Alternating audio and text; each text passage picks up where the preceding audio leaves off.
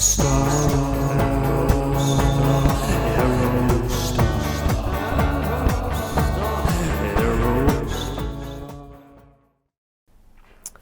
welcome back to Janky AF and Year of the Aerostar, episode 4.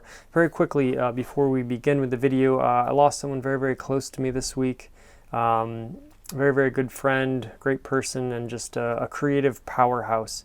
So in honor of him, I'd like to read a poem that he wrote very quickly, and it kind of entails vehicles in some respects, so it ties in a little bit. So the poem is called Silky Dogwood. Red arms praying, cradling sky, drops of sunshine wrapped in Easter grass. Robin's egg hidden inside, unfolded like good news in the hospital waiting room. Mandarin orange, cirrus clouds tie a bow on this lurid afternoon, and a 2001 Chrysler Town & Country rolls on to the gravel. So, miss you, buddy. Okay, we are going to have today a wonderful, beautiful, just lovely, very unique, one-of-a-kind Ford Aerostar, a 1997 Ford Aerostar, the last year of production. And this is in West Hampton Beach, New York. So only 81,000 original miles. And as you can see, and this will be our first foray on the channel into this is the sport version.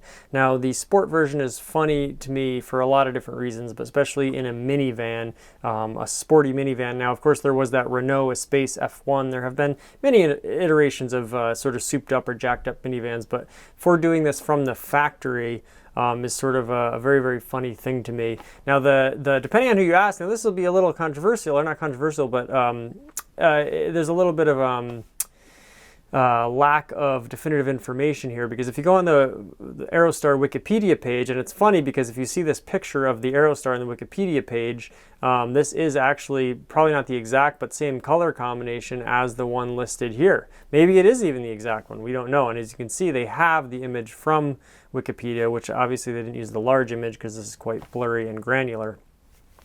According to Wikipedia, the Aerostar Sport was only made from 92 to 96, but clearly this is a 97 because, as we can see, the taillights are only red and white and do not have the amber in them, which was a telltale sign of a 97 Aerostar. I'm not sure why they did that, but it's a fun little factoid that we can use for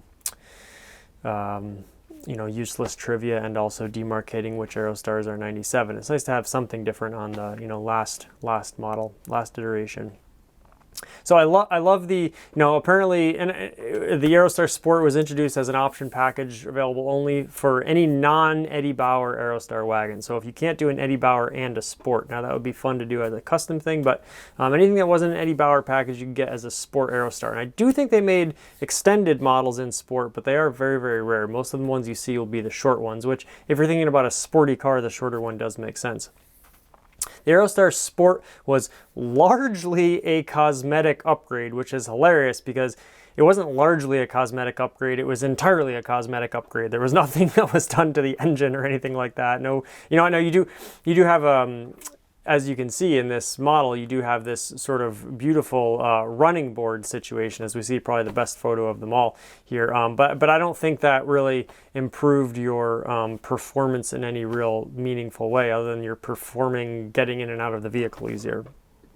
So it's funny that they say largely cosmetic. What did they do that wasn't cosmetic that increased the performance of the car? Distinguished by their silver accented paint. So a lot of Aerostars were two-tone. You see a lot of gold two-tone Aerostars. Silver Aerostars all had the silver, Sport Aerostars all had the silver riding boards there. On darker colors, the front grille and chrome was painted body color. Now this is a really, really cool thing because I think this actually is not a darker color. And I first saw this, I thought this was wrong. I thought that grille is not original because it should be the color of the car. It should be that beautiful light sky blue, which I believe the owners call Portofino Blue Metallic, which is a wonderful, it sounds like a Ferrari color name.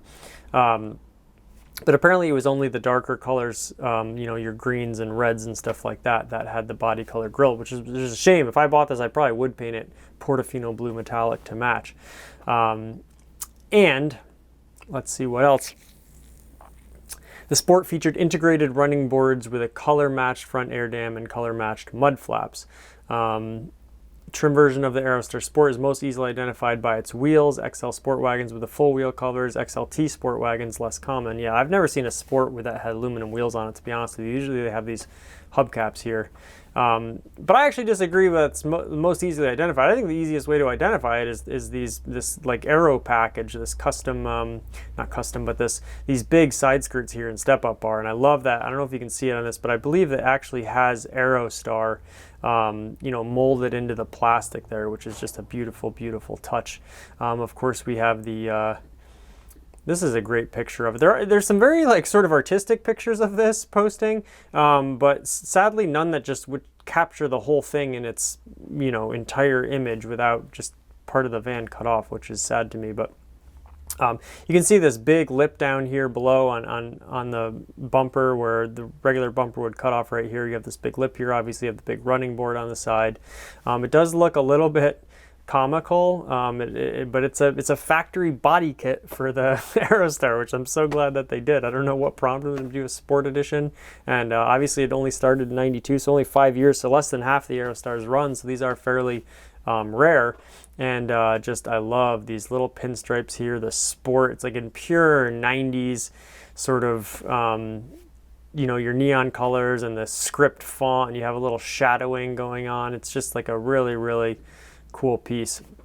Of course, your obligatory mileage is 81,000, and then you actually have a picture of the odometer. Now here they have, you know, you can see the rest of the gauge cluster. It looks fairly clean and like sort of cleaned up inside. Only 81, just about 82,000 miles actually on it. Beautiful iconic Ford Aerostar steering wheel that was in everything. It was in the, I was just looking at Mercury Capris, not the ones that were Mustangs, but the Australian that only ran from 91 to 94. I love that car. Those had those. Mustangs had the steering wheel, ubiquitous steering wheel. I love the horn buttons on the side. I think that's such a cool and very practical feature. The Aerostar seats, I think, are a very underrated seat in automotive history. I mean, I've talked about it before, of course, but everything about the Aerostar had its own little unique thing. There was sort of nothing that was, I mean, I'm sure there was stuff that was part spin and that were used in other models. I just mentioned the steering wheel, but everything in these has like sort of its own character to it. Everything has sort of an identifying feature to it. Like Aerostar seats to me don't look like any other seats. I mean, almost some old Honda seats they look like. But of course we have the pattern interlay here. Now a lot of them did have the pinstriping. I think it might have been an Eddie Bauer thing, but I think you see other models that have these pinstriping where it demarcates the pattern from the rest of the seat. But I really, really like the style of these seats. Again, I say like almost like old Porsches and stuff like that. Some really like nice Hondas had, and of course Volkswagens always did a lot of cool things with their seats in the 80s and 90s. But some are just like the best looking seats out there. Now I love how the headrests are integrated into the seat, so it's just this big wraparound thing. There's no like headrest to take out and everything, because you know most people don't take their headrests out anyways, and they're very kind of bulbous and puffy looking. They look just very, very comfortable, in excellent condition, and really, really cool looking. I think if you took these Aerostar seats out and put them in like a, you know, a Honda JDM car or some like sports car, they'd be right at home. But they look very, very comfortable, very puffy, and I love this little pattern insert here. I love cloth seats. I love leather seats. Leather seats were always such like a luxury item to me, like any car that had leather seats. And I just heard Doug DeMuro say this on the Smoking Tire podcast, but I've felt the same way for a long time, that leather seats were just like, oh my God, like you've made it when you can get leather seats. And but I've come to appreciate cloth seats too, especially if they're clean. It almost seems like cloth seats they stain very easily, and once those stains are in there, it's very hard to get them out. But I love like really well taken care of cloth seats. And almost like velour seats that you'd see in some Buicks that were almost nicer than the actual leather seats. Here we see the rear of the vehicle, of course, the tail lights, your Ford badge, your Aerostar XLT, and your Sport with this little pinstripe that runs all the way around the back. Just absolutely beautiful. This Portofino Blue Metallic is just something else. Really great color. It has to be a rare color. And you almost wonder if this actual car in this Wikipedia article was this one, because boy, they couldn't have made that many of these in this color combination. I don't see the you know, the front wind thing like that picture has in the Aerostar, but it does have the rain guards on the side windows, so you know, you never know. Yeah, just a really, really striking. The blue and silver looks great with that little like sort of pink red little pinstriping going on there. Only 82,000 miles. They're asking $4,250 for this, so you know, a little bit more of a hefty price, but well worth it, I'd say. You know, it's $4,000 for a classic car, and this is like, good luck finding another one of these, and low mileage. Now, I guess this is you know, just sad story running throughout this whole post. But this is so the seller says it's 87,000 miles, rust-free, from Florida, selling, just got out of 6-month 26 operation hospital stay, learning to walk again, beautiful last year sport model, best offer. So obviously this person is been through some struggles themselves, and you know, if I went and bought this vehicle, I wouldn't even try to bargain with them on price. I'd just give them what they wanted for it, because obviously this has been a well preserved, well taken care of machine. And you know, as we're learning, life is short. So if you ever considered buying an Aerostar, now's the time to do it. And go get this one, and you know, you won't regret buying it. So yeah, just sad, just been sad a lot. But Aerostars are something that can uplift me and make me feel better, and make me, you know, deal with my grief and distract me for a little while. So there you have it, a beautiful 1997 Ford Aerostar XLT Sport in a just wonderful Portofino Blue Metallic. We'll leave it there. Take care of yourselves, everyone, and take care of someone else, and you know, carry on. Janky do thanky.